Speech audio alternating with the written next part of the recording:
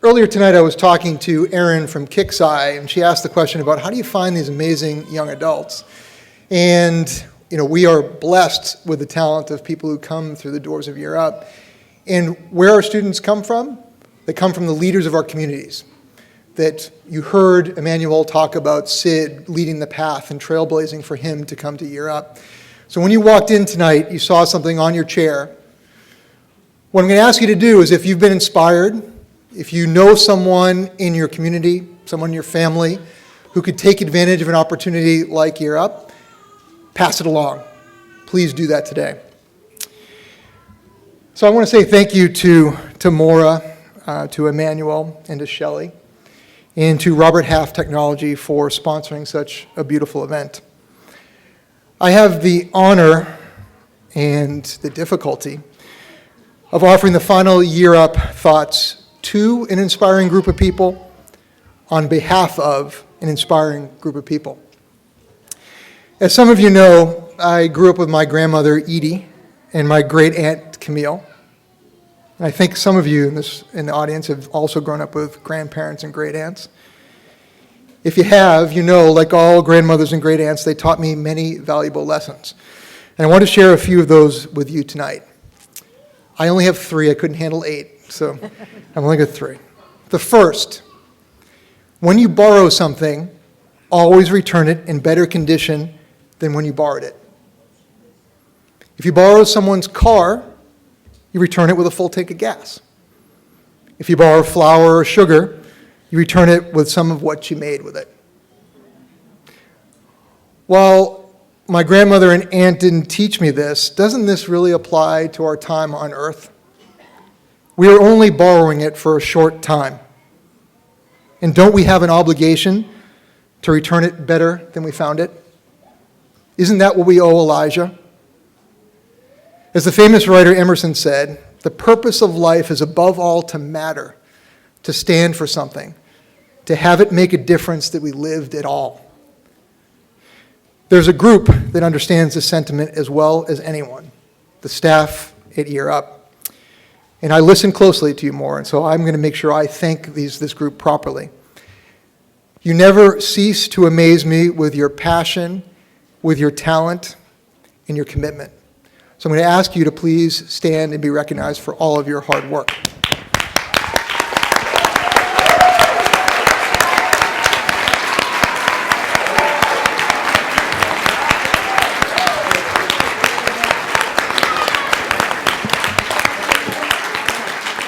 Now you need to remain standing, so I need the staff to stay standing for just a couple more minutes.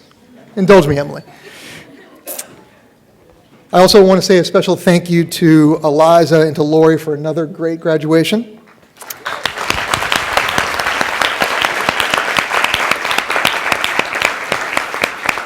Now I've asked you to remain standing because I'd like you to be joined by our board members, leadership council, corporate partners, investors, donors, mentors, tutors, members of our national staff. So please join us in standing as well.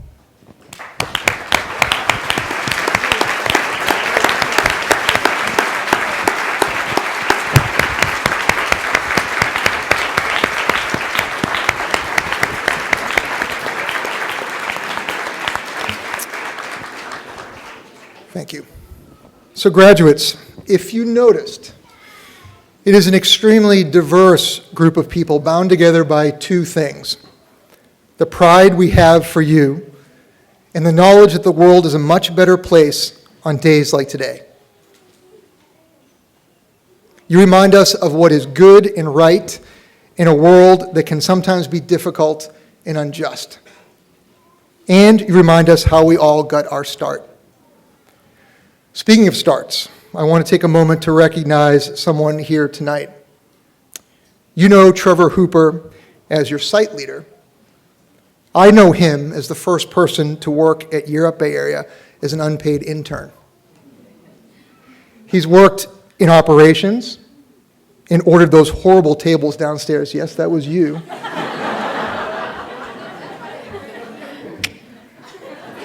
That's not a good legacy. He worked in internships, admissions, outreach, and as a site leader. He believed in me and you when you were nothing more than a thought on a piece of paper. Now, he has left a legacy that will be felt forever. As you get ready for the next chapter in your life, Trevor, stop and look at what you've created. Thank you.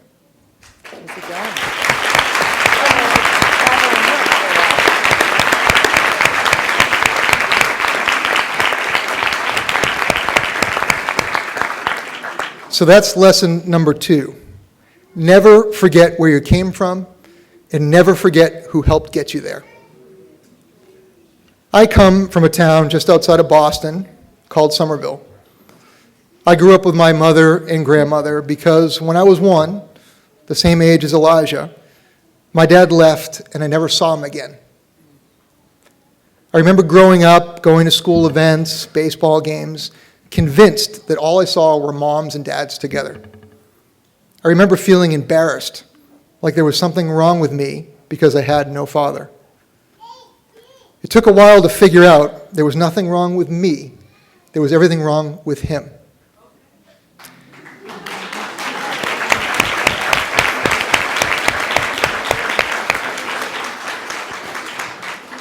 And the funny thing is, if I had to do it all over again, I wouldn't change a thing. It gave me a will to succeed no matter what. That's what I see when I look in your eyes and when I hear your voices. That's lesson number 3. Never be embarrassed. Always have pride in who you are. You came to Europe with a strength of character that I'm not sure you fully understand nor appreciate. During orientation week, notwithstanding Shelley avoiding orientation week, many of you shared stories of trauma, loss, and violence that are difficult, almost impossible to fathom. What struck me was not one story was told with even a hint of pity. Rather, they were told with the knowledge that they tested your character and made you stronger. To make it here today, you have demonstrated grit, determination, and motivation. That is your competitive advantage. Don't ever forget it. That's what eBay is looking for. That's what Mora and Bank of the West are looking for. Be hungrier than the next person. Work harder than the next person. If you do, great things will happen. I know because I've watched that happen with so many of our alumni who have come before you. But I'm going to challenge you. Being a great story, getting there is not enough. You know better than anyone that there are millions of talented young adults in our country who are looking for real skills and real opportunities. You know better than anyone that when talent and opportunity come together, great things happen. Let me ask you this. When you first heard about this program, how many of you thought this is too good to be true? You've always wanted to know what the catch is? Here it is. You need to be a beacon of hope of what is possible. Remember the way Renee believed in you. Remember the way Michael believed in you. You need to do that for your peers, your family, and your communities. By your deeds and by your actions, you need to show others what is possible. And when you hit that next obstacle, which will inevitably be there, you need to show your grit and determination. Always be proud of who you are. Use that as a source of strength. Never forget where you came from. Leave this world better than you found it. Because I guarantee that we'll always be there to help you. Will you be there to help them?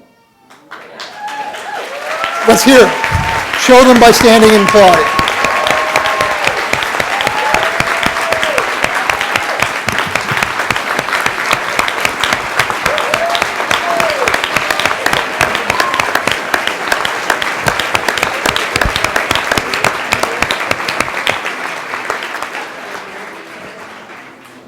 Congratulations, Class 9. I couldn't be more proud of you, and welcome to the Year Up Bay Area Alumni Association.